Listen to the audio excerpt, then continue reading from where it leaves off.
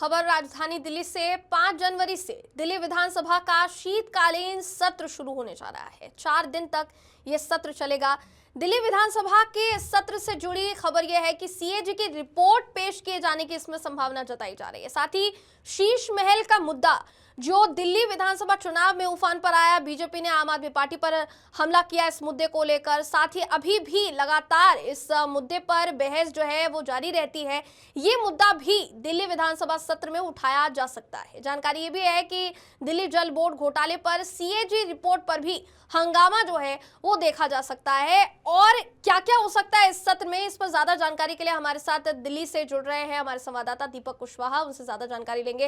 दीपक, क्या जानकारी है? क्योंकि देखिए कई मुद्दे हैं। विधानसभा सत्र की शुरुआत से पहले प्रदूषण का भी एक बड़ा मुद्दा है जिसको लेकर सरकार पर हमलावर रह सकती है आम आदमी पार्टी। इसके अलावा भी कई ऐसे मुद्दे हैं।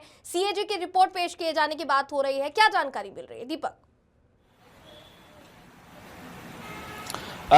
बिल्कुल, देखिए 5 जनवरी से दिल्ली विधानसभा का जो शीतकालीन सत्र है वो शुरू होने वाला है। ये शीतकालीन सत्र जो है वो 4 दिन के लिए रहने वाला है। लेकिन इस शीतकालीन सत्र के दौरान जो ये 4 दिन जो रहने वाले हैं काफ़ी महत्वपूर्ण रहने वाले हैं, क्योंकि इन 4 दिनों के भीतर जो है कई ऐसे मुद्दे जो हैं वो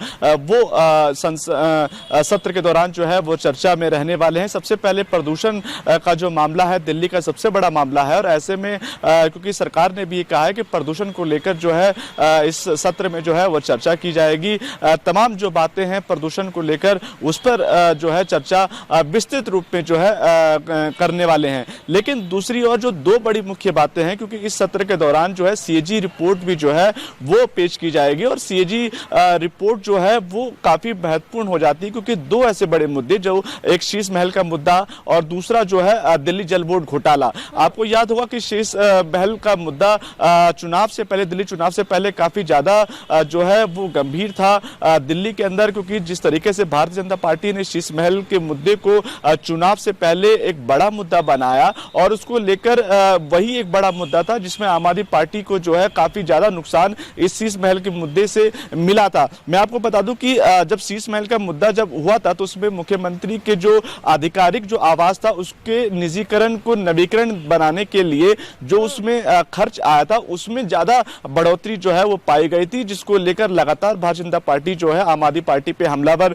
बनी हुई थी, क्योंकि 7.9 करोड़ की लागत जो थी मुख्यमंत्री आवास पे लगनी थी। लेकिन जब जब चीजें पूरी हो गई, क्योंकि जिस तरीके से उसमें भव्यता उस आवास के अंदर दिखाई गई, नवीकरण में बड़े बड़े प्रोजेक्ट्स के साथ जो बड़ी बड़ी चीजें जब उसमें दिखाई गई, तब 33.66 करोड़ जो ये पूरा इन्वेस्टमेंट जो था वो मुख्यमंत्री आवास पे पाया गया, तो उसको लेकर लगातार भारतीय जनता पार्टी जो है वो हमलावर थी। लेकिन दूसरी ओर एक और बड़ा मुद्दा जो है इस सत्र के दौरान जो है वो सीएजी रिपोर्ट जो पेश की जाएगी, वो दूसरा मुद्दा है दिल्ली में दिल्ली जल बोर्ड घोटाला। इस घोटाले में आपको याद होगा कि सत्येंद्र जैन की गिरफ्तारी जो है एनफोर्समेंट डिपार्टमेंट यानी ईडी की तरफ से की गई थी, जिसमें 14 अन्य लोगों के खिलाफ भी जो है चार्जशीट दायर की गई थी। और ये जो चार्जशीट जो दायर की गई थी वो काफी महत्वपूर्ण भी इसलिए हो जाती है क्योंकि जिस तरीके से ये पूरा घोटाला हुआ और इस घोटाले में कई ऐसे बड़े नाम आए, जिसमें सत्येंद्र जैन का एक बड़ा नाम निकल के सामने आया था। और तकरीबन इस घोटाले के अंदर यह भी पाया गया कि 17.70 करोड़ रुपए जो थे इस घोटाले की एवज में जो है ईडी ने कहा कि पैसे बनाए गए हैं। तो ये भी एक बड़ा मुद्दा रहने वाला है, और यही कारण है कि लगातार भारतीय जनता पार्टी और दिल्ली, क्योंकि आपकी दिल्ली सरकार जो है वो भारतीय जनता पार्टी की है, तो अब ये कह रही है कि सीएजी रिपोर्ट जो है इन दोनों मुद्दों को लेकर जो है सत्र के दौरान पेश किया जाएगा। और पेश के अंदर तमाम जो बातें जो अभी तक हुई, क्योंकि सीएजी रिपोर्ट वो होती है कि किसी राज्य या केंद्र सरकार के द्वारा कितना खर्चा हुआ, कितना व्यय हुआ, कितना इनकम था, उसकी पूरा प्लानिंग क्या थी, वो तमाम चीजें जो है सीएजी रिपोर्ट में रहने वाली है। तो उसका एक ब्यौरा विस्तृत रूप से जो है वो इस सत्र के दौरान पेश किया जाएगा। जी दीपक, पिछले दिनों देखा गया था कि परवेश वर्मा ने इसको लेकर बाकायदा प्रेस कॉन्फ्रेंस की थी और उन्होंने ये कहा था कि अगर आम आदमी पार्टी ने काम किया होता दिल्ली में तो शायद हमें इतनी बड़ी फाइलें लेकर बैठना नहीं होता। वो पूरी फाइलों की कतार जो है वो लेकर अपने साथ बैठे हुए थे। तो क्या आपको लगता है कि सीएजी का जो मुद्दा है वो भारी पड़ेगा या फिर प्रदूषण का जो मुद्दा है वो इस पूरे सत्र के दौरान भारी पड़ सकता है? क्योंकि सत्र भी ज्यादा बड़ा नहीं होने वाला है, तो कोशिश यही होगी कि कम समय में जितना ज्यादा आक्रामक सरकार रह सके उतना रहे। दीपक,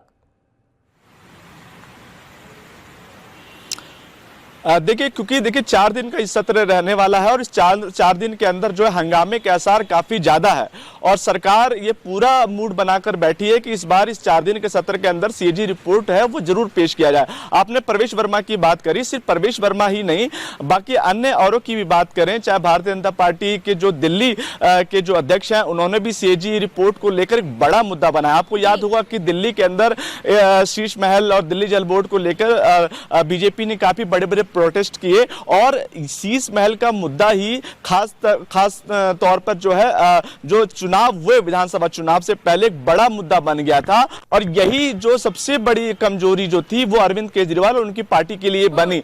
हालांकि प्रदूषण के मामले में चाहे वो आम आदमी पार्टी की सरकार रहे चाहे भारतीय जनता पार्टी की सरकार रहे, दिल्ली के अंदर प्रदूषण का स्तर ज्यों का त्यों बना हुआ है। अब जब आम आदमी पार्टी की सरकार थी तब भारतीय जनता पार्टी जो है लगातार उन पे हमलावर रहती थी। अब बीजेपी की सरकार है तो आम आदमी पार्टी लगातार ट्वीट के माध्यम से और अन्य जो बयानों के माध्यम से भारी होने की कोशिश कर रही है। लेकिन प्रदूषण का मामला तो एक मामला है ही जिस पर लगातार इस सत्र के दौरान चर्चा होगी। लेकिन जो ये दो बड़े जो मुद्दे मैंने आपको बताए, क्योंकि इसमें ईडी की बहुत बड़ी जो ईडी का बड़ा एक मामला है, क्योंकि ईडी ने जिस तरीके से इस पे गिरफ्तारियां की, चार्जशीट दायर की गई, उसमें सत्येंद्र जैन, क्योंकि अरविंद केजरीवाल के बहुत बड़े नेता जो थे सत्येंद्र जैन, उनको जेल भी रहना पड़ा। तो ये जो तमाम जो चीजें आपके सामने जब आती है तो सरकार यही सोच रही है कि सीएजी रिपोर्ट के माध्यम से जो है इन बातों को जो है वो जनता के सामने परोसा जाए, रखा जाए और खासतौर पर क्योंकि अगर ये चीजें प्रस्तुत होती है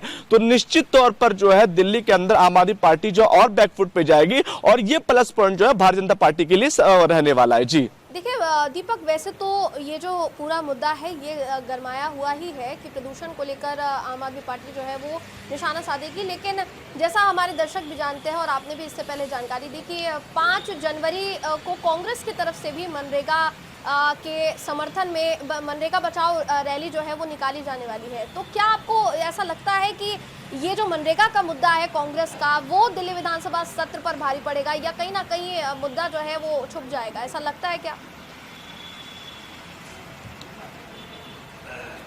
देखिए, क्योंकि देखिए दो चीजें आपने जरूर जिक्र किया है यहाँ पर, क्योंकि मनरेगा बचाओ रैली कांग्रेस जो है 5 जनवरी से शुरू करने वाली है, लेकिन वो दिल्ली से नहीं, वो अलग अन्य राज्यों से, क्योंकि जिस तरीके से जो हमारे पास जो खबरें आई वो मध्य प्रदेश, पंजाब और अन्य राज्यों से शुरू होगी। तो टोटल 4 जो रैलियां हैं वो कांग्रेस करने वाली है और मनरेगा क्योंकि ये एक बड़े स्तर की रैली रहने वाली है जिसमें खासतौर पर मल्लिकार्जुन खड़गे, राहुल गांधी, प्रियंका गांधी, तमाम जो बड़े वरिष्ठ जो नेता हैं वो इस मामले में जो है साथ रहेंगे। लेकिन चूंकि दिल्ली विधानसभा 4 दिन का है तो वो दिल्ली का एक बड़ा मुद्दा रहेगा, वो दिल्ली के लिहाज से जो है वो भी जरूरी है। लेकिन मनरेगा बचाओ रैली जो है उसका एक व्यापक स्तर पे जो एक बड़ा असर पड़ेगा, खासतौर पर उन इलाकों में जहां पर मजदूरों की रोजगार की बात की जाती है, जहां पे गांवों की विकास की बात करी जाती है।